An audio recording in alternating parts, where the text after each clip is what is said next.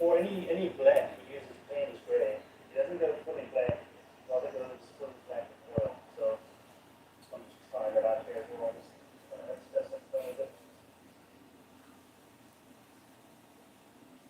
what are you doing it the same as well then? No, I'm trying to follow what Andrew's doing. As well as I can.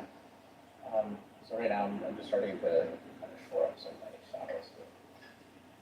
You know, I'm learning a lot tonight. Yeah. Well, you know what?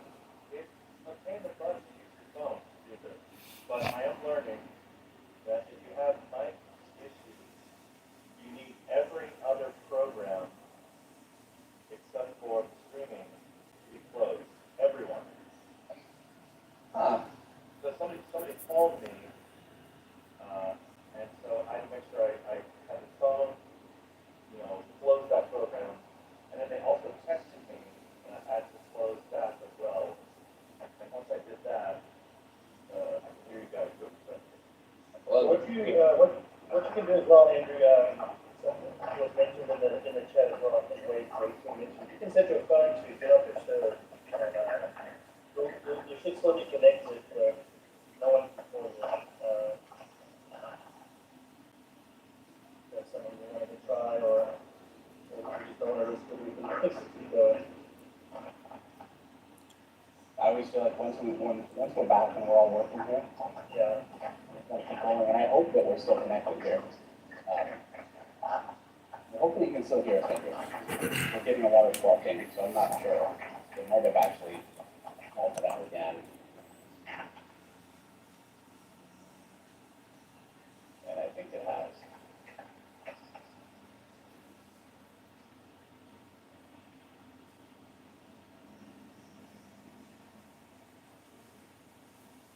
Yeah, I think we need that audio again.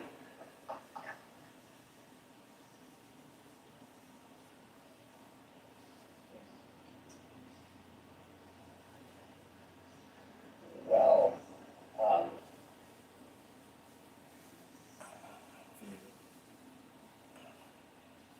Mom had someone said someone's eating an eyeball, and so yeah, we've lost him again. He said it's kind of nice. Israel, now the influence he has AirPods or something, you can use those.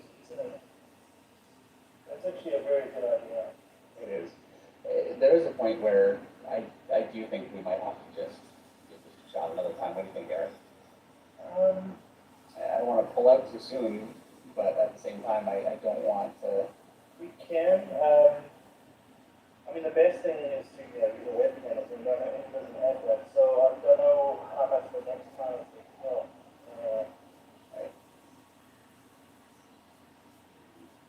When he joins again, we can talk to him, maybe he has headphones or just strange that the sound is there now. Yeah.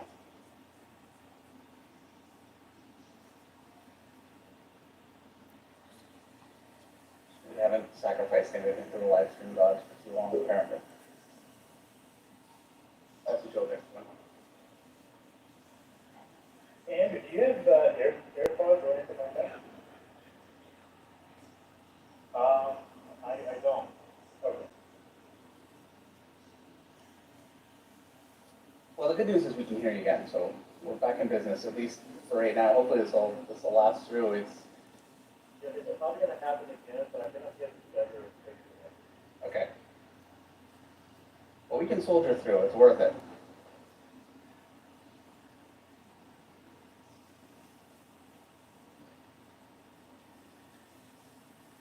So let me,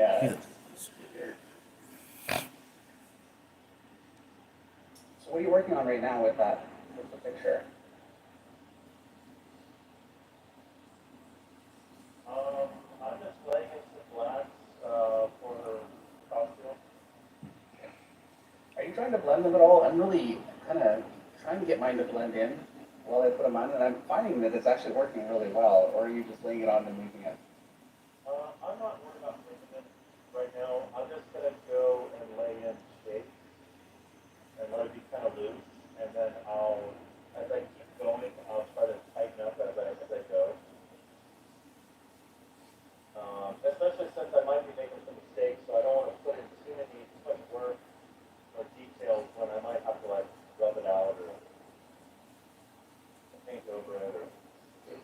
have to the point you put so much into it that even though it's wrong, you don't want to lose it.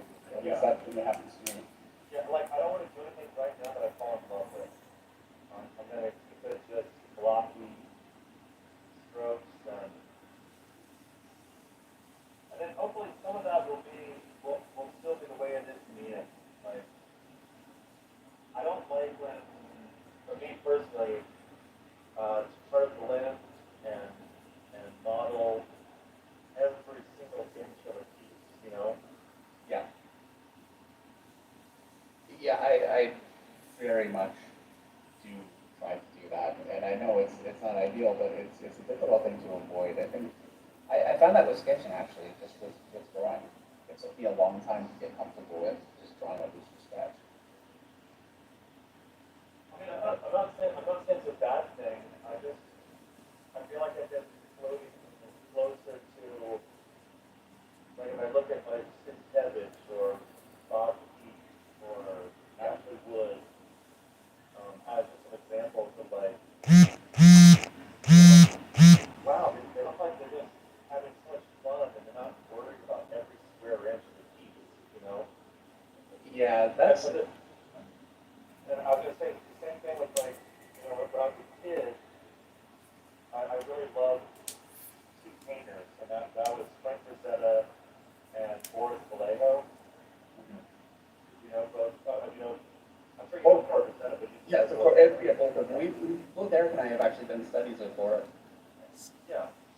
And um, as I got older, I appreciate just the looseness and the brushstrokes and almost like the expressionism of Rosetta, whereas as I got older and I studied, you know, Boris, you know, he's quite talented, the guy can draw.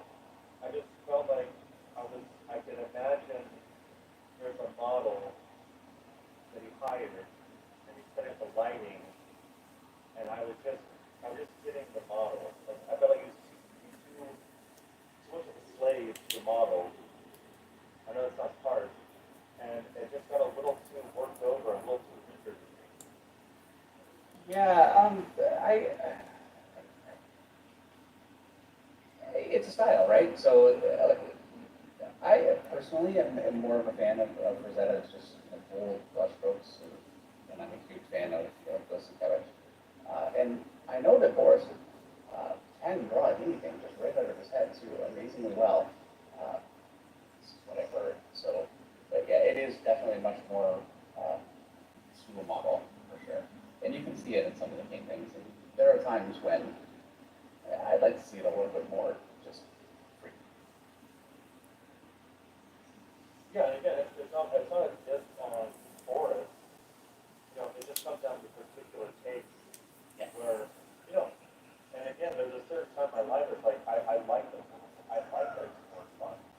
I like that it was more blended and soft and rendered and Uh, well, he did my favorite Conan painting for a long time. I read the Conan books when I was in high school, and I can't remember the name of the book anymore. But is that it? It's a bit more of a mature taste in a way, you know, which seems crazy to say. Stuff is so approachable, but I really liked Boris. Was like, really clean. Everything was totally real. In fact,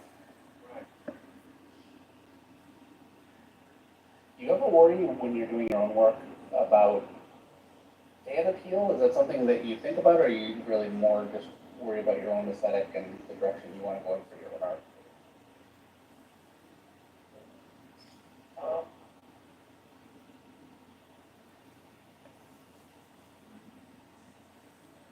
you know, it's like I get what you're saying, and I try to achieve a lot of things. I try my best to have it a little bit country and then also a little bit rock and roll. Yeah, that's a good way to put it. Yeah, I worry about that for my work. I worry about that all the time. It's like a constant. I don't want to go in a direction that I think people are not going. At the same time, you want to experiment, and I have artist favorites that are so different than what I do. It's rare that I have the guts to just go and try it.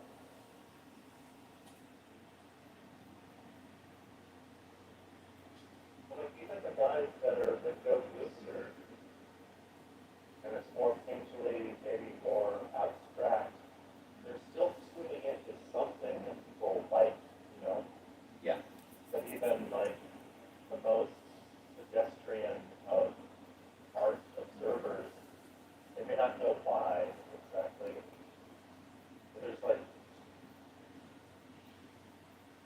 Uh-oh. He'll be back. And he's back. Almost. Mr. Hydeck says, like John Paul Leon, I think those are really great examples of what Andrew was talking about, actually, both those artists. And both incredible designers, too.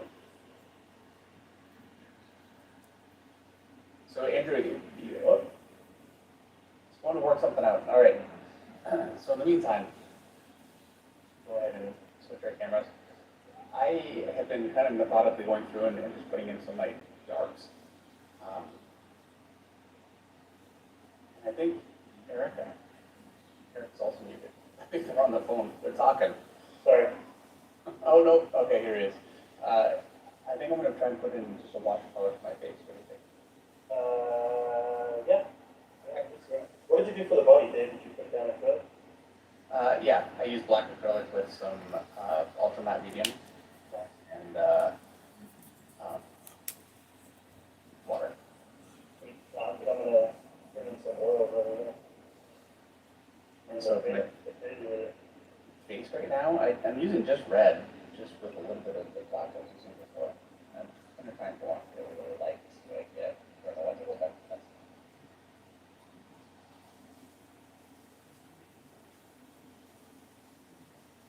Should I or should not? That's the question. Just find out, right? Go for it. What can go wrong? It can all go wrong. We both know that. We both learned that lesson. So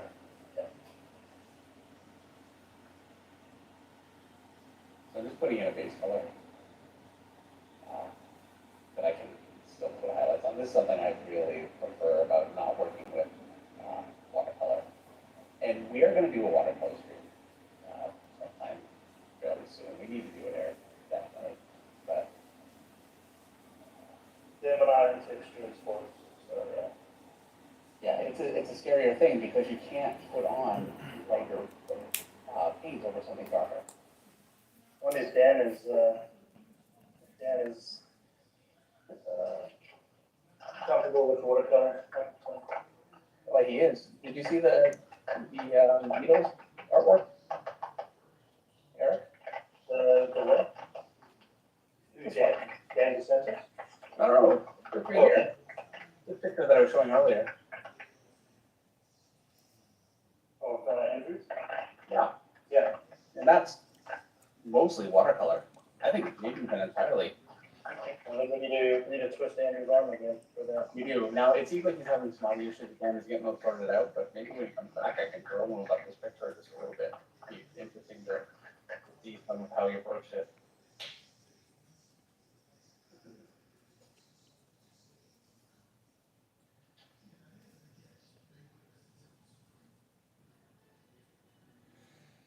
All right. So I'm going to go ahead and start to try and paint a few highlights on the body. What do you think? Yeah. We're kind of doing okay on time. We are. I'm gonna seal this with matte medium and then I'm gonna You're going with oil? yeah. Crazy. All right. You're going totally off script. Yes.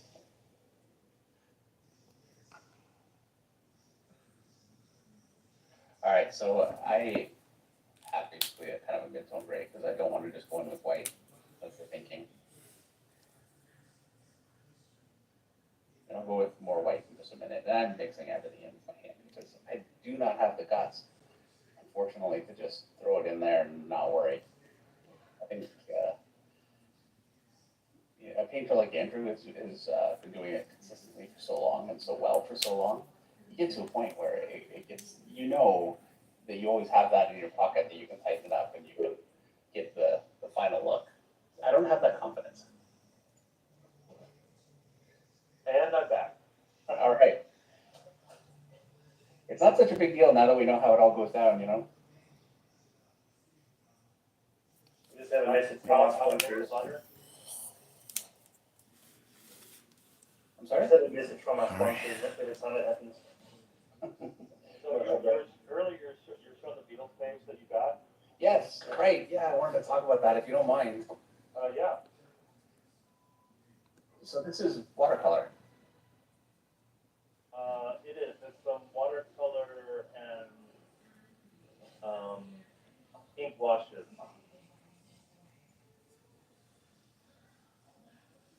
So it's ink wash under the watercolor, then I would guess. So all the darks, like the blacks, are all just ink? Yeah, yeah. I'm doing that, and I'm laying down something that's solid. It's gonna stay, and then you can wash watercolors over it and be able to pull out and manipulate it a bit.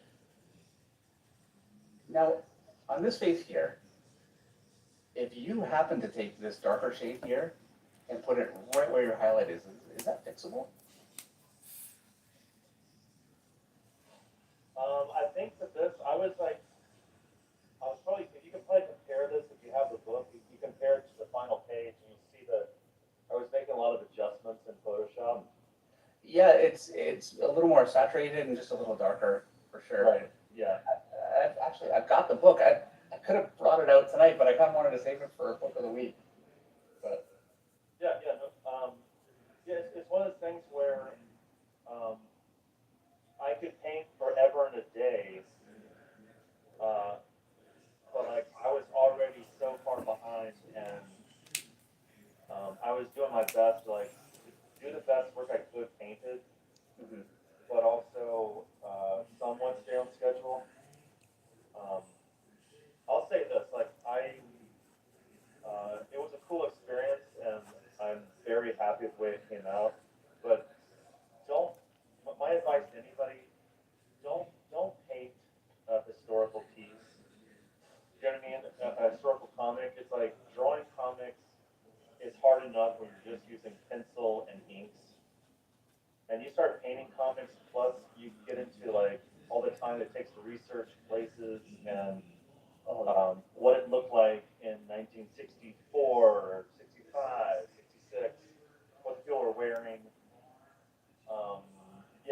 It's just it's a nightmare. yeah.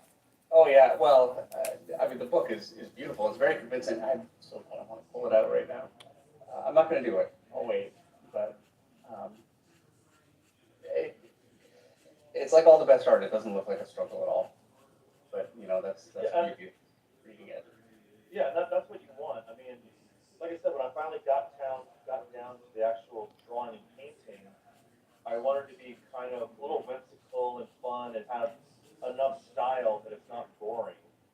But it's the build up to that to like get the right look, as far as fashion, architecture, um, looking up these actual, places, whether it's Liverpool or London or Wales or New York City. I've got to do it because I'm not going to get this chance. All right, I got it. So really quickly, because I don't want to take too much time away from your painting, Andrew, for you guys. So this is the Fifth Beatle it's the Brian Epstein story by Andrew C. Robinson and a writer. I'm all about the art, what can I say? And you can see, looking at the art, I've seen the originals for these pages, and it's definitely much darker, and some of the colors just brought out a little bit more. Yeah, it's like it's just doing everything that it would have taken me, like, in a few hours I could do some gradients on Photoshop and, juice up colors here and there, but it would have taken, another day at least, 4 days. Yeah. To do that by hand. Meanwhile, really, the original art for this is, it is this detailed. Everything you see on these pages is in the original. I hate that this is another title of that page. I saw the original for this one too. And look at that.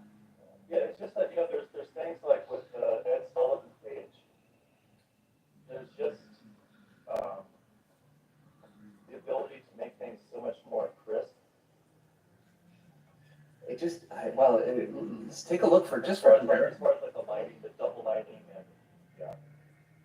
So you can see that it's darkened. It's like a bit of a levels adjustment.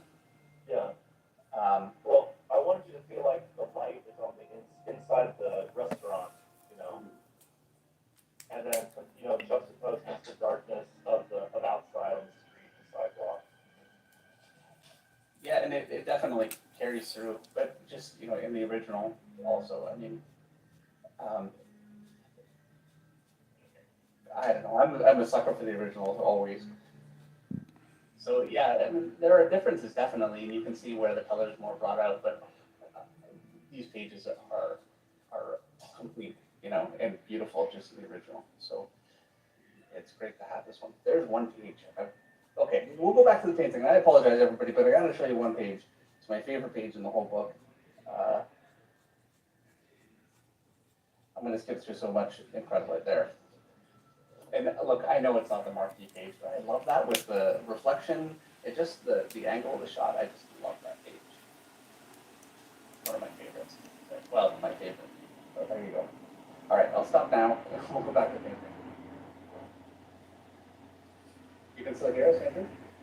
Yeah, got it, good. Hear me all right? We can. Yeah. Yeah, pages like that, that,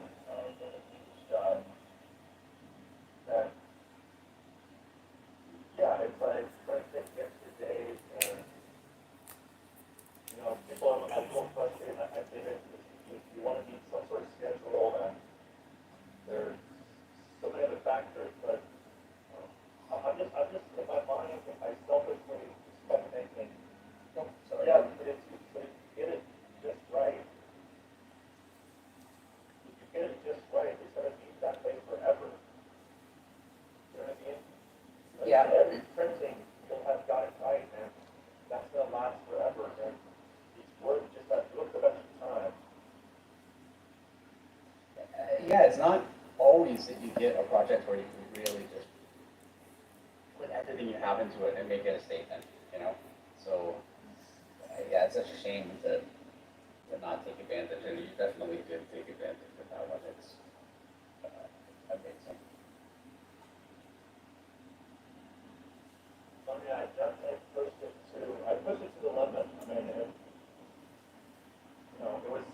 it was taxing.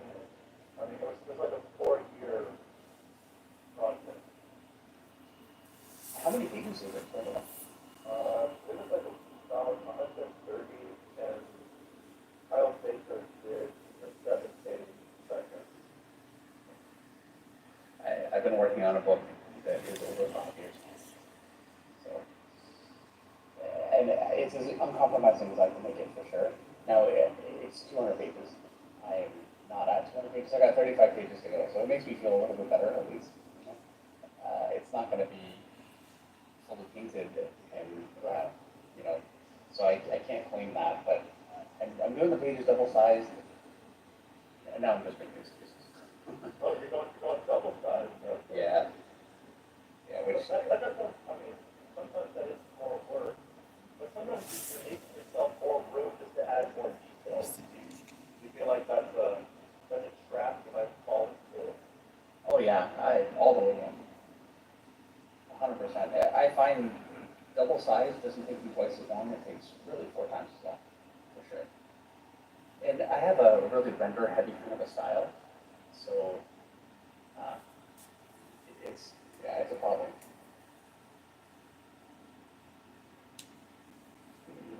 I've even done smaller pages recently. Like I did the stump ad. I'm listed it for issue 2, and I promised him I wouldn't take forever. And I thought, I'm going to go a bit smaller, probably force myself to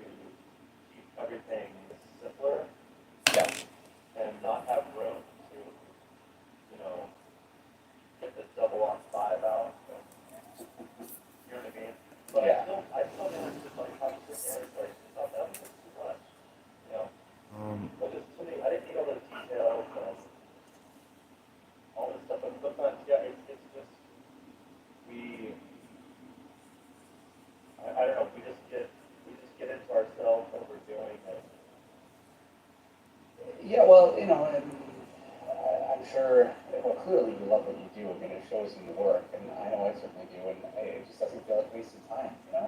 Until you look back at the clock and go, wow, it's been years. And you haven't had something out. That's kind of what I'm feeling right now. We need to get some more time. Yeah. Well, I'm definitely guilty of those areas. Well, I guess I wouldn't say guilty. It's more like you put a lot of time and detail into an area, but in the end, I'm just like, either it needs to be just completely white or it needs to be completely black. And you have to sometimes be able to let go of the hard work and whatever hours or time you put into that little area. And it's like, it's not helping the piece, it's fighting. You know, it's like, it's too detailed and they're fighting with my focal point. And you have to just force yourself sometimes to go in there with the brush full of ink, like, sorry detail, you gotta go. Yeah, I never do it. I just, at that point, I'm just relying on the colorist. Is always the worst way to go. Well, I mean, but you ever notice sometimes after I'll just be like, oh my god, I could have just left that black, like you said. Yeah, it just visually disappears. Yep. And I've actually had colorists basically just knock it back to the point where it's not even in the picture. And so they're making the decision for me, which, you know, just makes it easier. So yeah, it's a constant battle for me. I have so much trouble letting go. Also, I don't plan my pictures in terms of the focal point very, very often. I do a lot, but a lot of times I don't. I just go in, you know. I don't have the best to do with painting, but with drawing, I just start without a plan. Sometimes it works, but usually. Now, are you doing pretty refined breakdowns for your final pages? No, I don't really do breakdowns. I just start working. Okay, that's not true. I do breakdowns for some scenes. Like a fight scene is really complex and I've got a lot of figures, so I'll do a breakdown. But generally speaking, I just wing it. Yeah. And so much of that is just working in monthly comics where there are times I've got, you know, 3 pages in a day to do because I'm way behind and so I just go for it. Yeah, that's when, yeah, if you're gonna do a monthly book, which, yeah, I wish I could do, but I just can't. You have to get real with yourself, like, you have to get really honest with yourself. Like, if I need to, because you know something's gonna happen in a month, it's gonna set you back. And if you ever wanna catch up, you have to know that you can do sometimes 2 or 3 pages in one day. Yeah. And Yeah, if you could barely do one on a good day, yeah, you're learning what you can do and what you can't do. Yeah, it'll catch up to you. You might get a month out of it, you might get 2 months and never lose a day, but life just gets tough. And also burnout gets annoying. I don't know how much that affects you, but certainly gets me. Oh, getting burnt out? Yeah. Yeah, of course. Yeah, there's nothing worse than having to force yourself to solve just don't want to solve. Yep. Yep. That's just so much of the job, and I get questions actually very often. People say, "What's your solution for burnout or for I guess artist block?" And the only solution I know is the book just has to come out. If you get fired, you know. And I don't care how much they like you. Eventually, you can move on to somebody that'll do the job.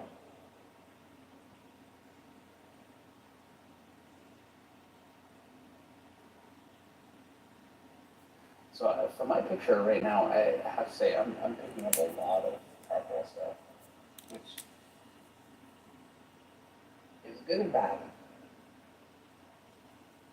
Started to try to get some highlights in here and there. And, definitely getting some charcoal.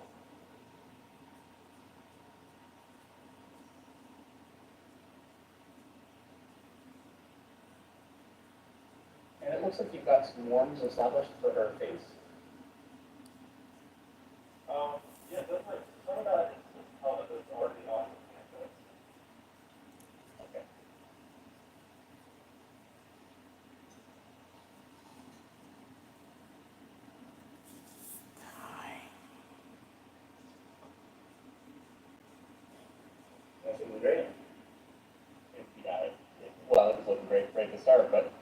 once it starts getting that contrast especially. And your highlights, just along the arm and the hand, everything was very, very crisp. Makes sense.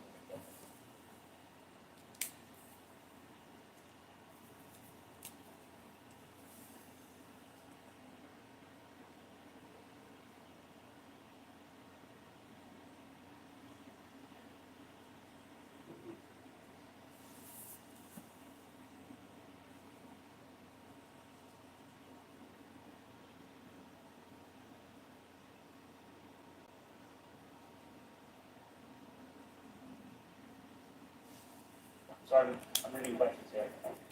Stephen Shanak asks, hey David, have we been good? Thank you very much. Been busy. Do you know if modern comic artists still do things like take on apprentices who are trying to run the industry? I'm sure that it happens. Fairly rarely though, I think. Do you know of anybody that still does that at all? Based on productions, Yeah, like maybe somebody to do, backgrounds, that kind of thing. um,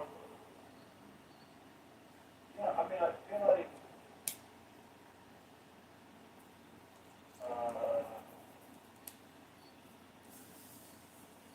well, yeah, try to get my name straight.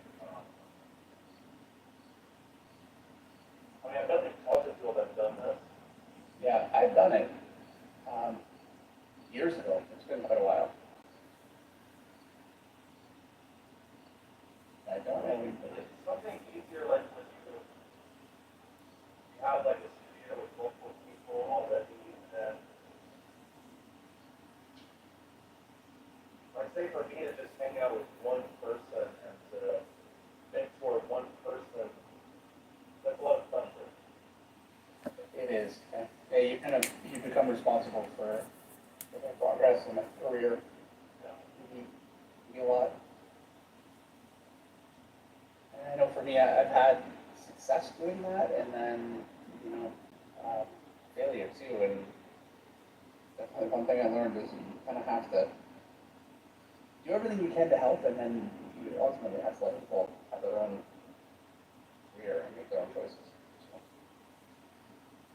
But yeah, anyway, to the question, it does happen. I think it's relatively rare.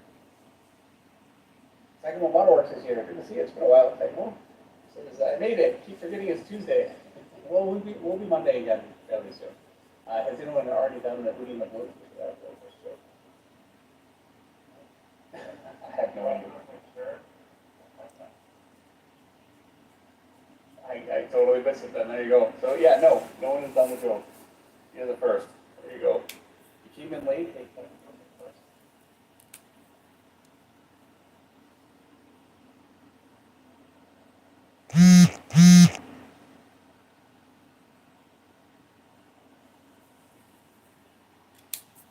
Well, it's one of the few shirts I have that I don't own, obviously, a paint gets on it. Yeah. I think a bit of that. Yeah, I've destroyed a lot. I never think to change, and I've destroyed a lot of clothes that way.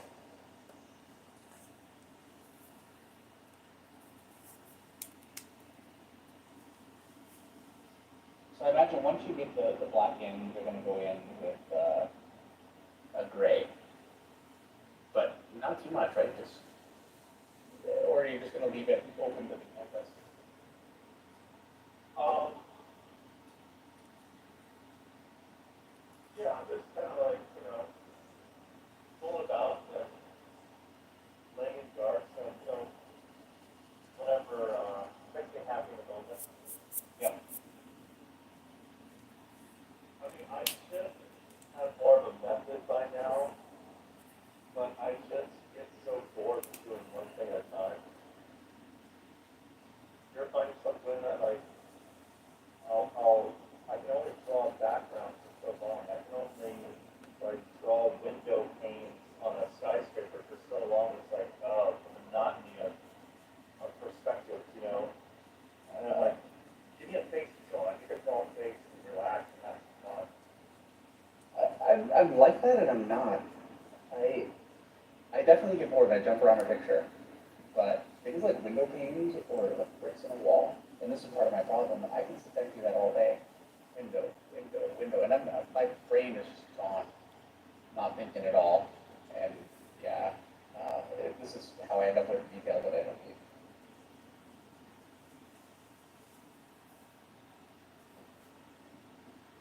What?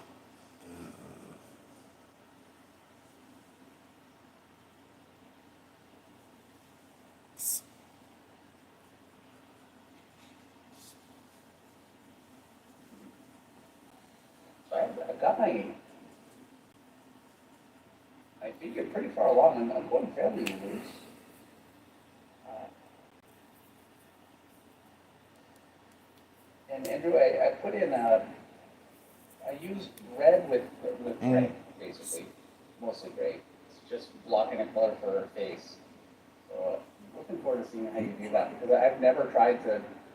Every time I ever paint flesh tones, I've got my flesh tone combination, which is red, yellow ochre, white. And it's like a formula. Right.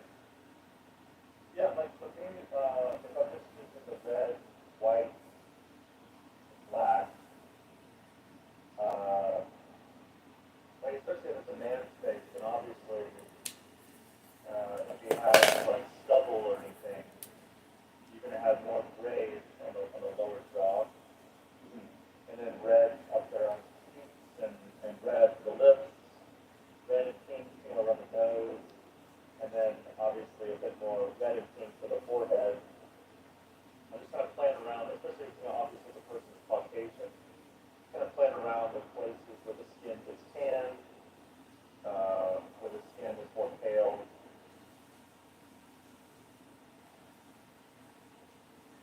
But for a darker complexion, could you still just use red, or do you think you'd have to go into more of a different palette? Well, yeah, I mean, if the person has a darker skin tone, then that's where you're getting more into that red and black, and a nice brown, maybe a little bit gray. Yeah, I mean, if it works for anybody, any race. And again, there's just so many, it's just all about you making the choices. Mhm. With either going cooler with the grays or going a bit warmer with the red.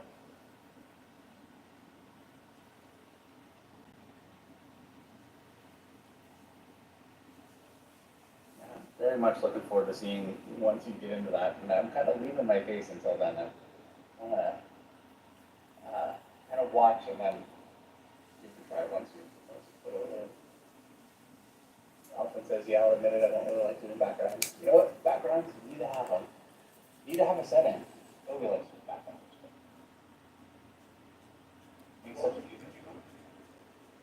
You do, they are important, but I think as you learn and maybe study other artists that somehow find a way of making backgrounds fun.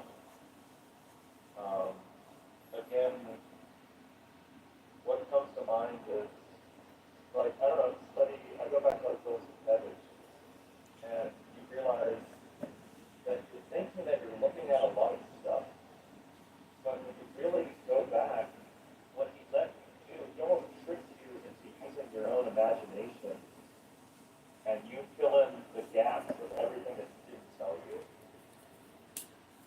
Like the power of suggestion. Yeah. And I always find that is a bit more pleasing. The more silhouettes and things that just dissolve into the ether or into the mist, that's always interesting when things just dissolve into the background. When it's like, Mike Mignola does this a lot. And he does that with black and white, which is, Yeah. I went through a phase where I was really doing that more, and I really should experiment with it because I loved it, and it was working for me.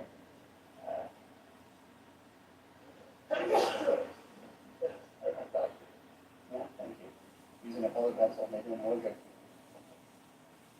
Other things we use. So really quickly, let me show you guys how it come along here. Uh, so Eric here, this is oil paint, isn't it? Yeah. Craziness. All right. It's looking good. The figure looks great. I love the lighting on the face. Yeah, that's not oil, dude, I'm just, doing everything I can. Well, regardless, it looks really good, and it looks like you're, gonna beat both of us. Maybe not. Let's see. Let's see when I get to the figure. Eric is not playing around, getting his teeth done. Yeah, he really is. It's looking really good. And so here's where I am right now. So it's a bit of a jumble here and there, but it's coming together. I'm finding I'm picking up so much of the underdrawing, which is kind of good and bad. I think it'd be great if I just had the guts to just go with it. But Yeah, no, I think that is working, like, I said, some of the, from what I can see, some of the, fine charcoal is getting in there, and you're getting some nice blends and some nice, gradients.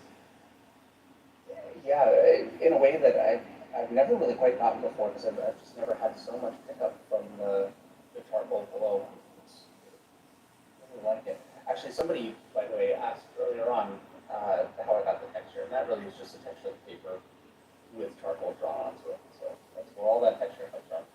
We Yeah, have, the texture is from like the, you adjusted it, right? no, Oh, no, you did. yeah, it's just raw right on the page. Well, what kind of paper is it? It's Strathmore. What is it, Eric? Strathmore 500 Series 25. It's, Dandasensis turn or something like that. It's great stuff. Yeah. Oh, it's illustration board, right? Yeah. Yeah. Okay. We have a super chat from John Beatty. It's John Beatty, our John Beatty.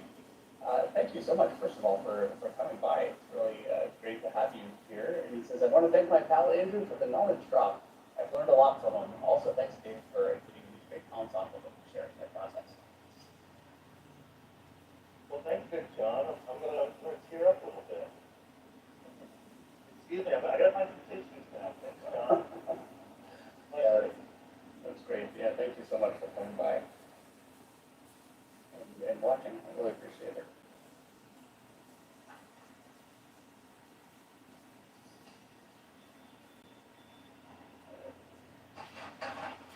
Eric can go. I'll be right back.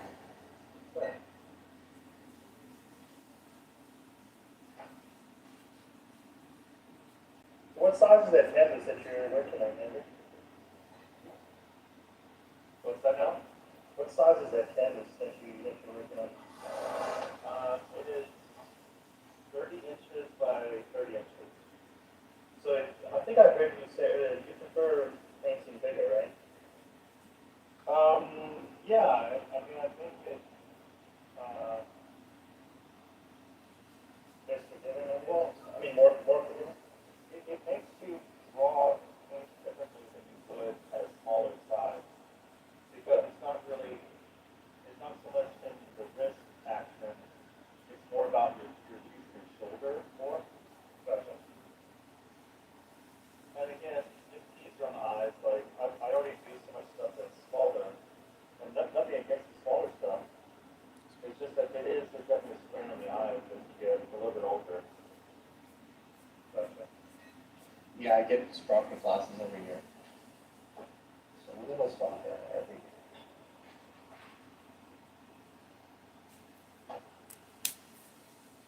Oh, I'm sorry. Hold on. Eric, you need to warn me or remind me when I was on my picture that whole time. Oh. Look up and it's my picture on the screen. Yeah, it's a great number. Oh, that's, more. Yeah, it looks amazing. I feel a lot of Ken Williams. So I don't know if you're a fan at all. Yeah, not quite honestly. Yeah, well, yeah.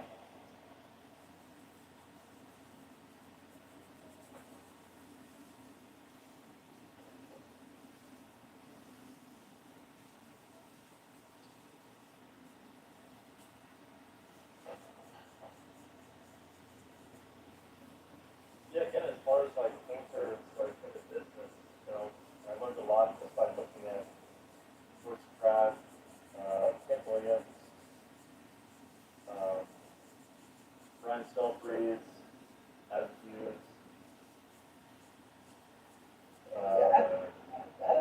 also a really great painter. Uh, Just be nice to see him do some more work. Doesn't do enough. Yeah, he's incredible with photography. And well, if he was bad, then this would be fair. This would not be fair. Yeah, nobody gets everything, except for Frank Rosetta.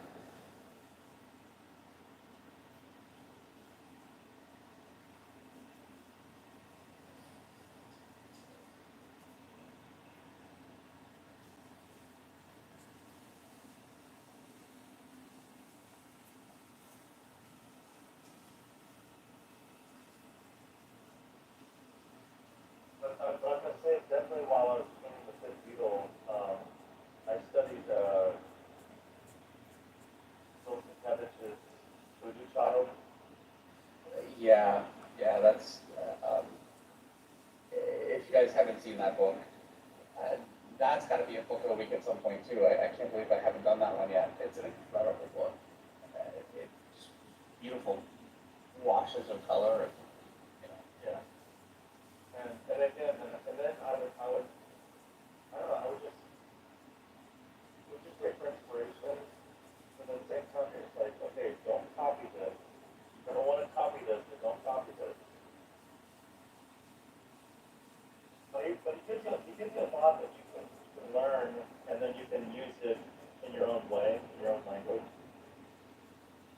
uh, yeah, for sure. It's, well, I think, my experience, it takes a little bit of skill just to, and comfort with the tools just to be able to even attempt what he does. So, and I say that because I've tried. When Voodoo Child came out, I tried to copy it completely. I was trying to copy it, and I couldn't pull it off. And I think a good part of that is just not knowing what tools he uses. I think he uses mostly watercolor, mostly. Uh, yeah, and I could be wrong about this, but I think that, again, I feel like he learned a lot from guys like Foxy and Dan Story, as well as many others. Um, I also see some Basquiat, in his work. That I'm not familiar with. The other ones I definitely am. I mean, especially if you look at like some of the new stuff and what he did for Daredevil, there's just certain areas where it has that very primitive looking art style. And not that Basquiat did that, but Yeah, he really, especially in some of the work he was doing when he started heavily experimenting, and see his influences really on his sleeve, which is always cool to see with an artist. right. And earlier when I was saying like a little bit country, a little bit rock and roll, like he was able to take that firm drawing style that was similar to like Neil Adams. So he could draw pretty pictures and he could draw the human anatomy and he could draw people that you relate to, but then he could mix it with like very abstract, uh, ambiguous backgrounds. Yeah, yeah, he did that really cool looking shot of Daredevil with the big pecs, and then just a lot of lines and slashes and really pretty colors behind it. Something that Simon Bisley is very influenced by. Simon Bisley is a huge favorite of mine. And you can see a lot of the Bill Sienkiewicz in like his judgment on Gotham. A lot of the backgrounds look very, very influenced by.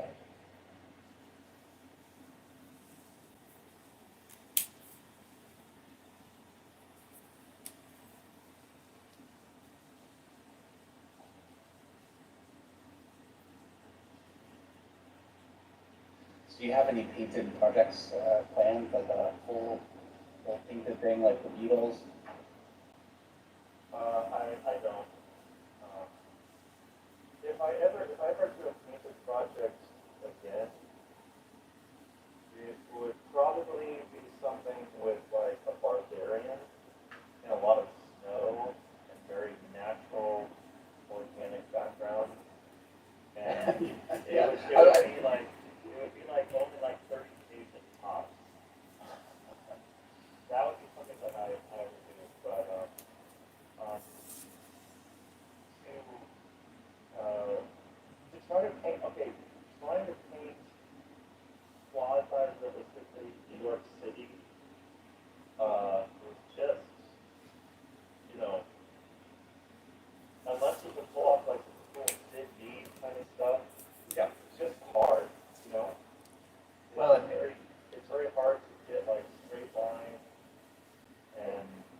Sid Mead was pretty controlled too. I mean, I saw a process video on his stuff, and the work that he goes through with perspective, it, But yet he still has the looseness.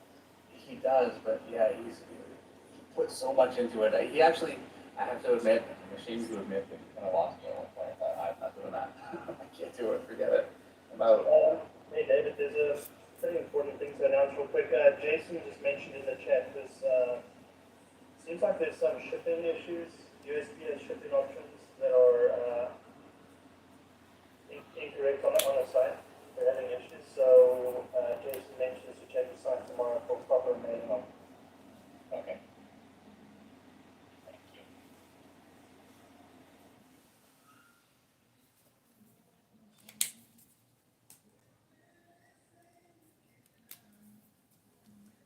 I definitely want to get all the books to everybody as quickly as we can.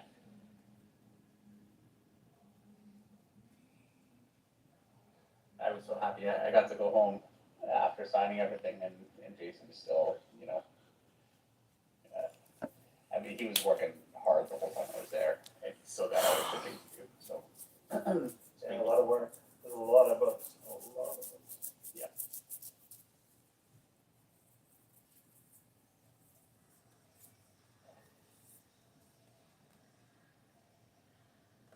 So you're working on the face now. Yeah. Are you still just using like a black, or are you going in with some color?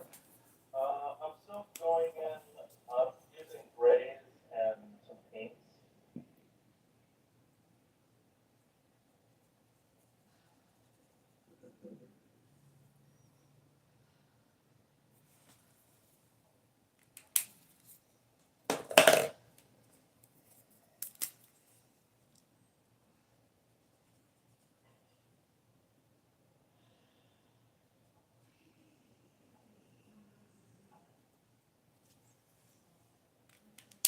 So I'm actually working on my face right now too,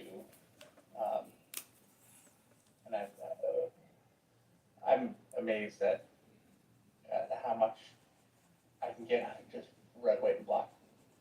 Um, I'm trying to be as muted as I can possibly be with it too, just to not overwhelm it with color. But Yeah, I mean, again, it was a great exercise, and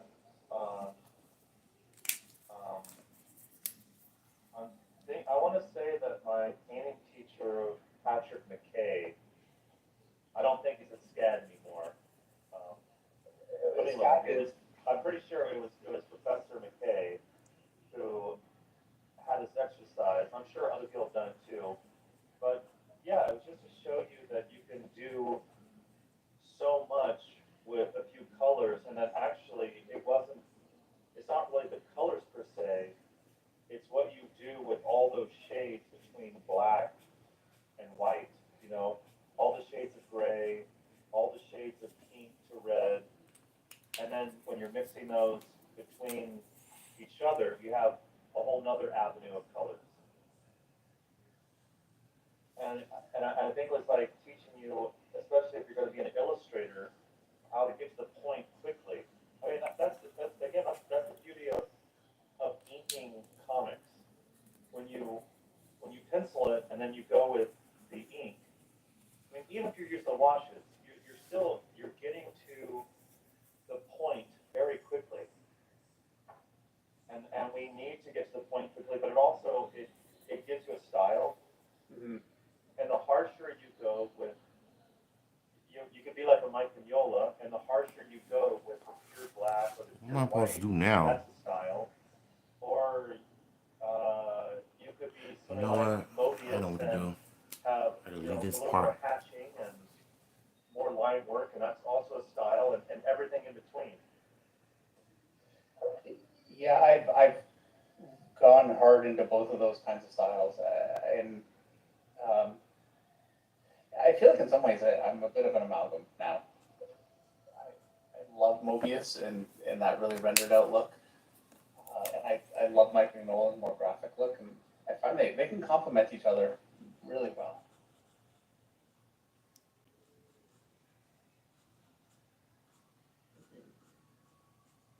Well, I just love artists are taking this one simple, it's like low cost, like the cost for paper and ink and a halfway decent brush and a few pins, it's not that much. You know, and the materials and the tools are not that complicated. Yeah. And yet what all these different artists can do, and they can put their own language on it, their own spin on it, and yeah, it's just amazing. It really is, yeah. And it's part of the challenge because it's so accessible. Uh, there are just so many incredible artists out there to compete with, which is a great thing because there is so much inspiration, but it's also, Yeah. you have to compete with them. And you know, early on I was like, yeah, like so many other artists, just really turned on by like say Kevin Nolan or again, go back to Mike Mignola and Adam Hughes, what they do with their line work and the inks. But they're all three of them what they have in common is pretty controlled. But then as of late, like I don't know, study like Sean Murphy Yeah. or Matteo Scalero, and you look at what they're doing with just like looser and more kinetic brush strokes and inking and Do you see your influence in that work?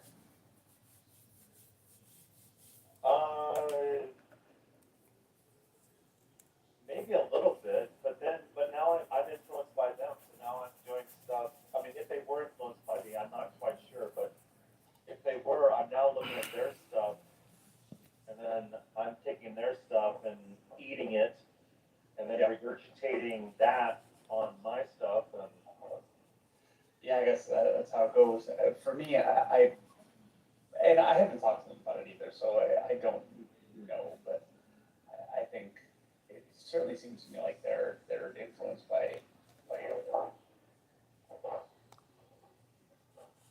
You do, especially really identifiable hands. And I don't know if that's something you picked up from another artist years and years ago, because you did also, uh, way back in '95 with Dusty Star, I think your hands really had that really identifiable. I mean, I grew up, especially reading that magazine, and the artist Mort Drucker, Okay, yeah, who is again a master of drawing and a master, especially of drawing hands. And you realize if you want to get expression, like the triangle of expression for the human form, to me is the right and left hand and the face. And what you could say in the face, you could definitely say in the hand, whether it's relaxed, it's clenched, it's helping somebody, it's hurting somebody. Yeah, Yeah. it's really important. absolutely, and I they're one of those things for me that I learned how to draw fists, a long time ago, but a lot of the nuance is just not something I ever focus on. I always my influences, are much more image comics and that kind of like larger than life, and I still love that stuff. The downside being though that there are some subtleties that I just didn't focus on at all. I wanted to have really cool looking biceps on my characters. I didn't worry about being able to draw somebody sitting down having coffee in a believable. So, and you pay for that later on because I don't know if you find this, but I find that as I've gotten older, I don't know if it's age or if it's just because I've learned a lot of other things and it's hard to unlearn or I guess relearn, retrain yourself. It's been a challenge. Yeah, I mean, there's nothing harder than drawing a relaxed hand. Yeah. And, Well, I don't know. I would say equally hard is drawing somebody walking in a relaxed way. I don't know if that's ever been a challenge for you, but I can draw somebody running, that's fine. But somebody walking in a casual way, True. for me. From behind, draw somebody from behind at a certain angle. Yeah, walking in a relaxed way. Yeah, it's up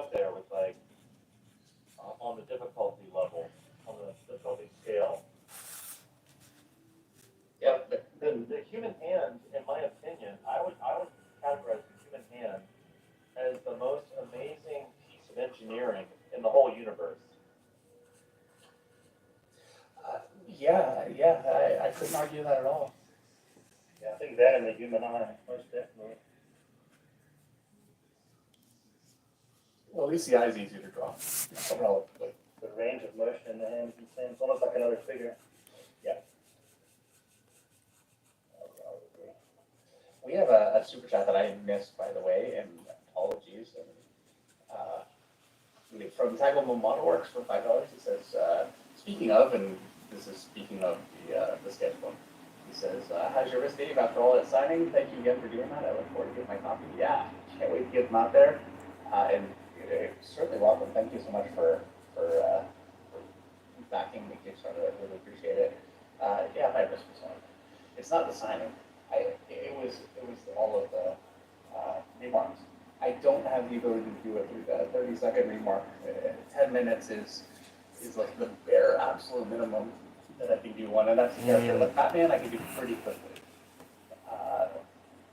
I swear, I think I was doing maybe 3 an hour for a while. So How many did you do in total, Dave? I did just under 60. Wow. Yeah. Under a day, right?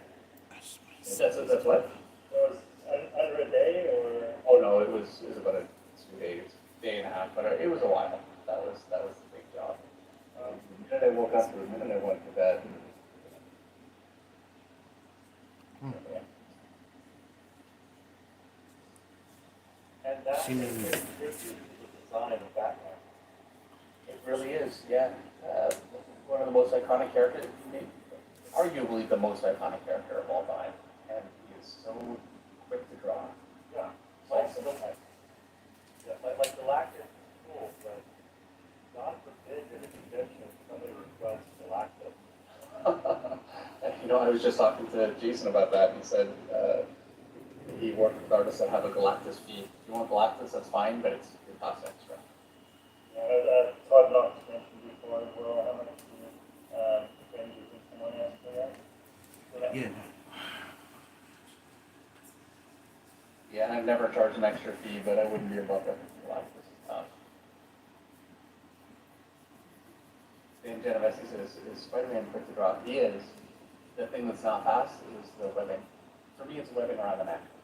Getting the webbing to travel along the neck and those same lines to go down the body, It's magic. Like, where does it go into that? yeah. Like, we do our best, but then eventually, like, yourself, like, somewhere this is not lining up. Yeah, it's It's an not effort. gonna make sense. Yep. Yeah. Yeah, I was painting some Spider-Man, friendly neighborhood Spider-Man covers, 2019. Really, the covers are great. And I was just like, man, I'm just doing one shot of Spider-Man. I mean, God forbid, you have to draw a story just like panel to panel. And yeah, like you said, the webbing, like, making it all line up and where to go. And Yeah, it's a nightmare. I mean, it's great as a contour for the human form. I mean, it is, but you have to get it all correct. Every line, every vertical line, every horizontal line. Yeah. Yeah. Yeah, when it works, it's fast. When it doesn't work, you can be in for a job. Well, there again, it's where you make decisions like, I know. do I want to spend time with my family, or do I want to get Spider-Man ready? Just right. Yeah. My balance is to stay up till 3 o'clock in the morning and then crash every third day. I mean, whenever, like, when artists get together, we discuss, like, say, tracing photos, for instance. And at the end of the day, like,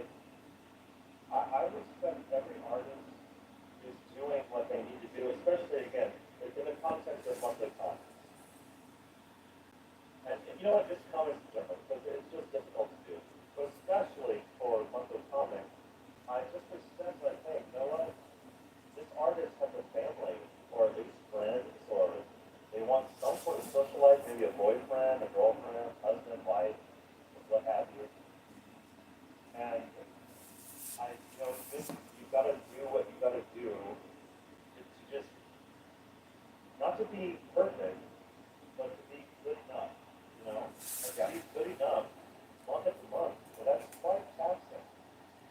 It absolutely is. Well, we have Dan DeSantos here. We did 2 streams this summer with Dan. He's a phenomenal painter. You guys know that. And speaking of, going over and above and putting in the work to make something work, Dan has actually created a whole dioramas with lighting and everything just to get. So he's an oil painter and he does a lot of novel covers. And there are times you have to create a fantastic kind of world, and to do that right, I think it's really similar to the James Gurney method. I don't know if you've ever seen that intro. It makes maquettes and the whole thing is pretty amazing. That's the Dinosaur guy, right? Yeah.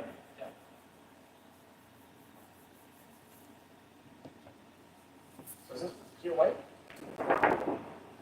It looks like because of contrast, but All right, y'all. That's gonna be it for part 2. So tomorrow in part 3, white is the pink. I'm gonna draw Cat's face right here, and then I'm gonna just do half the background instead of just doing the whole thing like I did with Zeo Ranger Green. So I'm gonna see y'all tomorrow. Make sure you like this live stream and share this with your friends. And yeah, I'm out of here. Will you go over that at all with glazing? Is that something